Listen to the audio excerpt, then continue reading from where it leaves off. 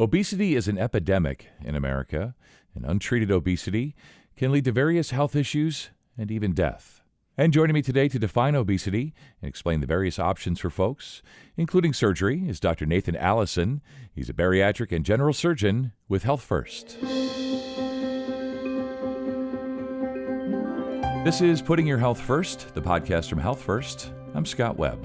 Dr. Allison, thanks so much for your time today. We're going to talk about one of the biggest problems, right? An epidemic really is obesity. And we're going to talk through this today, what it is and signs and symptoms and what you're doing to help folks and all that good stuff. So let's just start here. A foundational question for listeners. What is obesity? Can you define that for us?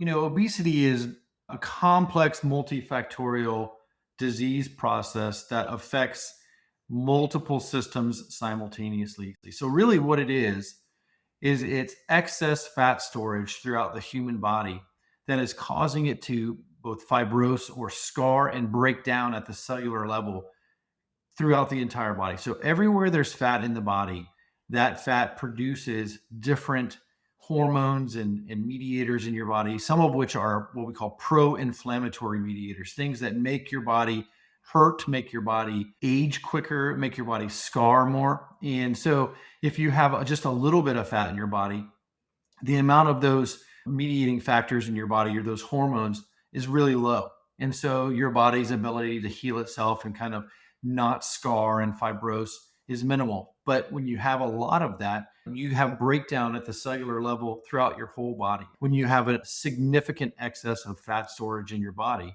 it breaks down much faster and has much more impact on all of the surrounding areas within your human body. And so that's really what obesity is. And it affects the cardiovascular system, it affects the pulmonary or lung system, it affects your joints, it affects your liver, it affects your pancreas, it affects really everything. The only areas in your body that don't have fat are the brain and the central nervous system, like your spinal cord. Every other part of your body has some component of fat in it.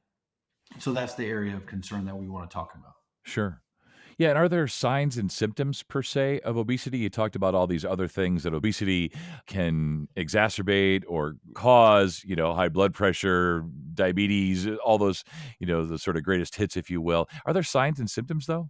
The easiest sign is you look at the scale, right? And so weight is a good marker, but really it's your BMI, your basal metabolic index. How big are you in relation to your height? And so that BMI is what is super important for us. And it's not a perfect science, right? Arnold Schwarzenegger in his prime was considered obese, but obviously he wasn't.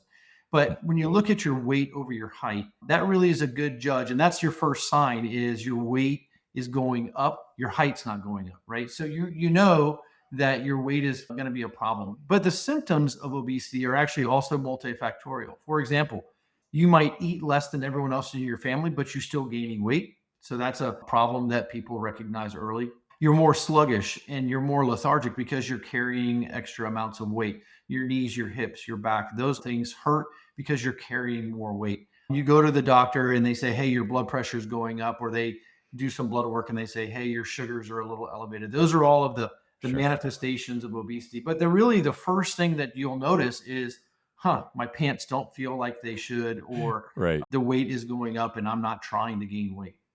Yeah, so we check the scale, of course. That's something most of us can do at home. As you say, BMI obviously is a big factor. Are there different types of obesity, or different classifications? Yeah, there are. We look at the BMI as this scale that we use. And so a BMI from 18 to 25 is considered the ideal weight. Now, that doesn't necessarily mean that you are going to be your most fit at that, but that is just a rough estimate of a person's what we consider their ideal range. And then when you go 25 to 30, it's considered overweight. Over a BMI of 30 to 35 is considered obese. And then a BMI over 35 is considered morbidly obese. Now, there's actually some controversy over the word morbid or morbidly obese. When you go above a BMI of 35, you have a lot of potential to have significant risks that can affect the quality and the quantity of your life. And then over a BMI of 40, so from 40 to 45, you start getting into these class 1, class 2 levels and stages of obesity. And then certainly over a BMI of 50, then you're in a very high stage, a very high class that comes with a tremendous amount of risk. So those stages help us determine what we're going to offer a patient that is interested in losing weight. Yeah, and I'm wondering about like the causes of obesity. Is it genetics, family history, lifestyle choices? Are some people just sort of born obese, if you will, and others it just kind of sneaks up on them? Maybe you can try to make some sense of this for me and listeners, of course. What I would tell you is it's multifactorial, but you might be one of many obese people in your family, or you might be the only one. So we know that genetics plays a significant component. There are these things we call bariatric set points, or you can look at them as a weight set point. Your body wants to be at a certain weight, and it's going to work really hard to keep you at that weight. And that can be because of your metabolism, which we'll talk about in a second. It can be because of the age at which you live and how much physical activity you do. But a big component, especially in women, is their hormonal cascade, their sex hormones, estrogen, progesterone, testosterone throughout their body in terms of how they function and how they age, how that's going to play into their metabolism. Now, metabolism is one of those things that is a huge factor in obesity and in overall quality of life and health. So, your metabolism is how many calories you need in a day to just survive, just to be. You're not gaining weight, you're not losing weight, you're just staying where you are. Hmm. And so, you can imagine genetically, if you're predisposed to have a metabolism of 1,200 calories a day, and the person next to you has a metabolism of 2,200 calories a day, the person at 2,200 calories is going to have a much higher opportunity to not gain weight when they eat something that's higher in calories. And so that's unfair, right? That's just, but it's the way it is. So you combine a very high calorie diet, some of which is, our fault society wise, combined with now access to it that we've never had before, with metabolisms that are changing for the worse because we're not moving as much as maybe we should. It leads to this problem of obesity. There is a component to this that is environmental. There is a component that is what we eat, but it's also this component of the types of foods that we're eating that is really driving this. Yeah. Multifactorial, as you said. Multifactorial. Yeah. So, what are the risks of untreated obesity? And as our BMI goes up, are the risks sort of multiplied in a way? So I'm going to give you a question that will kind of resonate with you when you think about this is Yeah. how many morbidly obese people do you know that are in their 80s? There are very few. I don't know Okay. any. Yeah. There are none. There Yeah. are none. And the reason for that is they all pass away before they make it to 80. Now, the national average age for women is 78 years old. And I can tell you that I don't know very many women over the age of 78 that carry a BMI over 40 because they don't make it that far. Right. So, the first obvious thing is the risk factors of uncontrolled obesity is death, early death.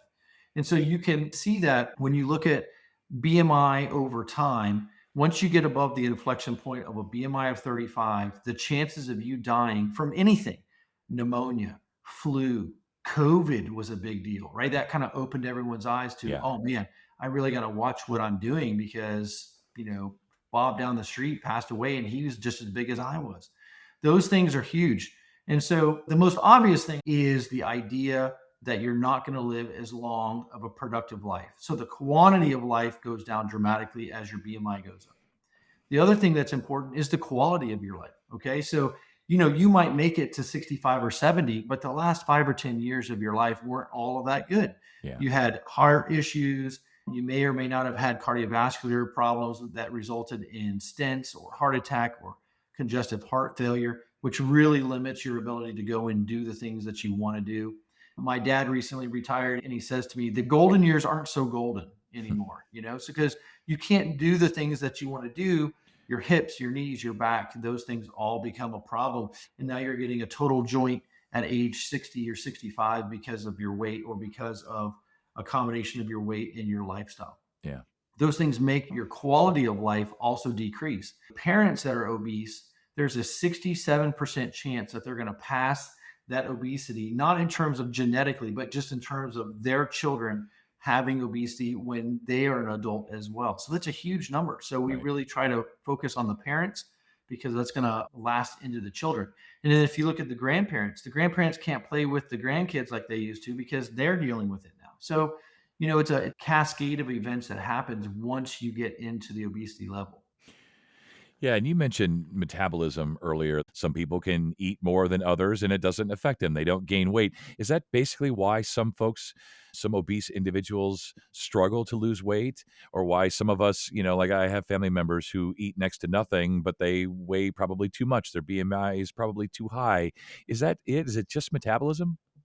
It's not just metabolism. I have patients right now that their metabolism, we've calculated their metabolism. We have machinery, we have the technology to be able to tell you what your metabolism is. So if I have a person that says to me, hey, I can't do this thing, I say, well, let's look at your metabolism. So we do. We look at the metabolism. And if your metabolism is 12, 1300 calories, yeah, you have been dealt a bad deck of cards. But I am the dealer and I'm You're going the to dealer, reshuffle the right? deck for you, right? So I'm going to give you a tool that can help you with weight loss, whether it's a medicine, whether it's an exercise program, or whether it's a surgery that we offer. We can reshuffle the deck to help you because, to be honest, if you try to eat 1,200 calories a day, I would challenge any of your listeners to say, I'm going to eat 1,200 calories a day and not want to kill someone, not be hangry, because That it's sounds like hard. just breakfast to me, That's like, really. yeah, Yeah. I mean, for some people, that's literally like breakfast. And then what am I having for lunch and dinner?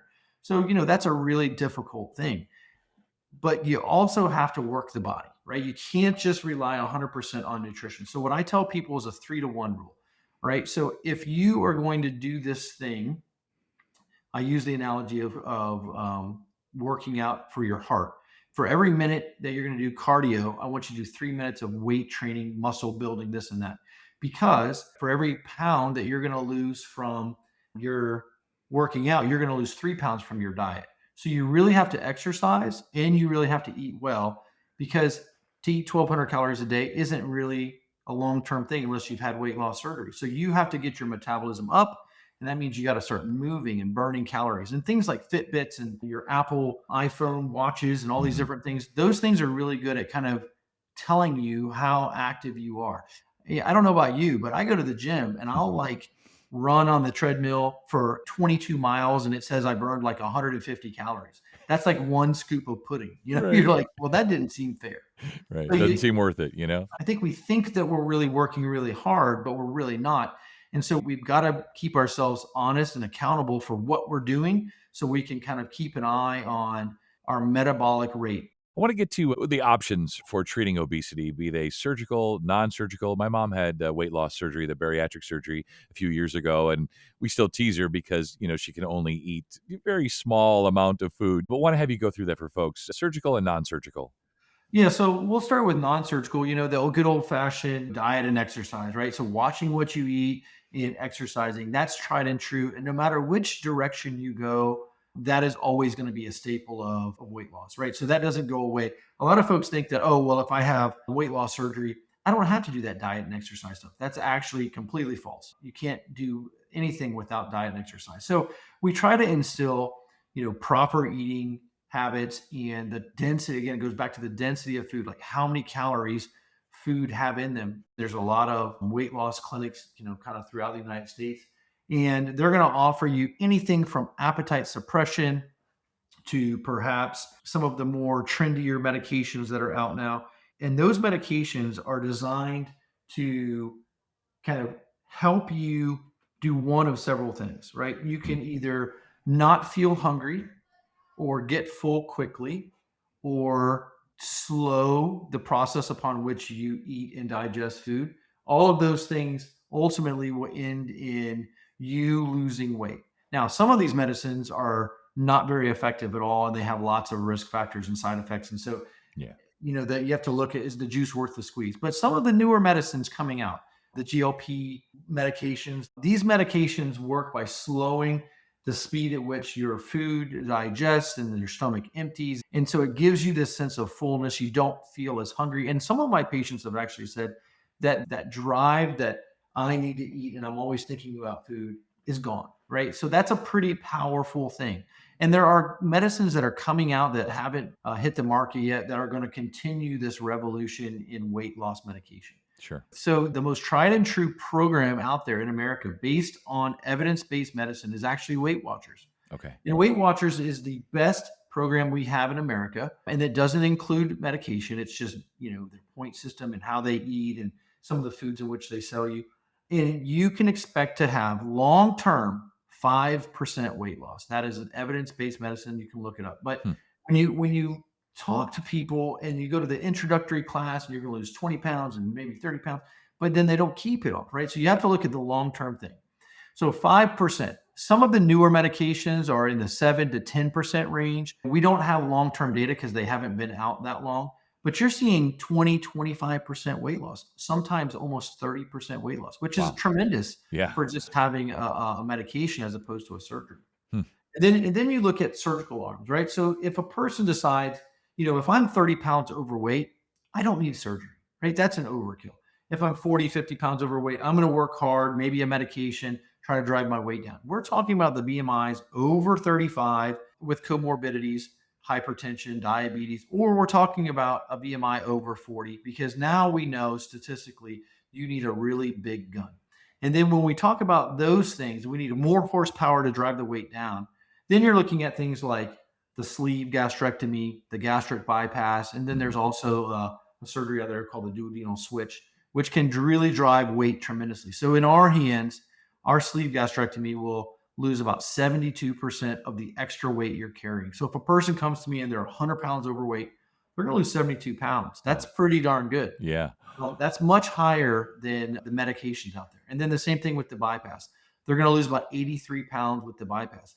In the recidivism or the amount of weight that you'll gain long-term afterwards, meaning like, you got to your lowest and then you gained a little bit back, is very good with the bypass. Less than 5% of people will gain more than 10% of their weight in our hands. Hmm. And so, when we look at the way that our bypasses are working, we look at the way the sleeves are working, we're very happy with those results. You have to balance the risk of the surgery, which is not zero, but very low, with the reward.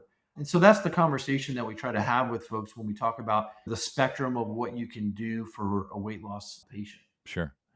This has been really good stuff today, really educational. And I just want to finish up. I was reading about the NewFit program, the weight loss program at Health First, and just want to have you tell us about that, tell folks about that, and what do you think sets it apart from other programs? Well, I created the program in 2011, and we've been here ever since. Very proud of our program. We have been a top decile performer in all facets of weight loss since its inception. We have been a center of excellence, which is dictated by the American Society of Metabolic and Bariatric Surgery ever since we first applied. And we have held a center of distinction for all of the major insurance carriers in our area from the beginning. And the reason that's important and the reason I highlight that is because they look at everything. They look at how quick you did your surgery, how effective the surgery was, how many medications did the patient come off of after their surgery? Did the patient suffer any complications at the time of surgery? How much did I have to pay for the surgery? The insurance company, how much did they have to pay? Because if they have a complication, they have to pay for that, right? So they look at all of those things. And that keeps us in a very select group of programs in the nation. But what I'm most proud of is the thousands and thousands of patients that will tell a friend each and every day that you need to go see these guys at NewFit because they changed my life. And really that is what pays it forward for us because, if I change your life today, that's great. But Sure. if I change your life today and your friend's life tomorrow and their friends' lives the next day, that's really what it's all about, is trying to encourage people to take that next step in their weight loss journey and help them. And that's been the most rewarding thing for us is just, making a change, making an impact in this community. Yeah. That's a perfect way to end. I really appreciate your time today. As I said, this was really educational. I'm sure listeners, I can sort of see them in my mind, nodding their heads too. Thank you so much. You stay well. All right. Take care. Thank you. Enjoy more living, less limits. Learn more about weight loss options at Health First and take a short quiz to learn if weight loss surgery can be the right choice for you at hf.org/newfit. And if you enjoyed this episode, please be sure to tell a friend, share on social media, and check out our entire podcast library. We look forward to you joining us again.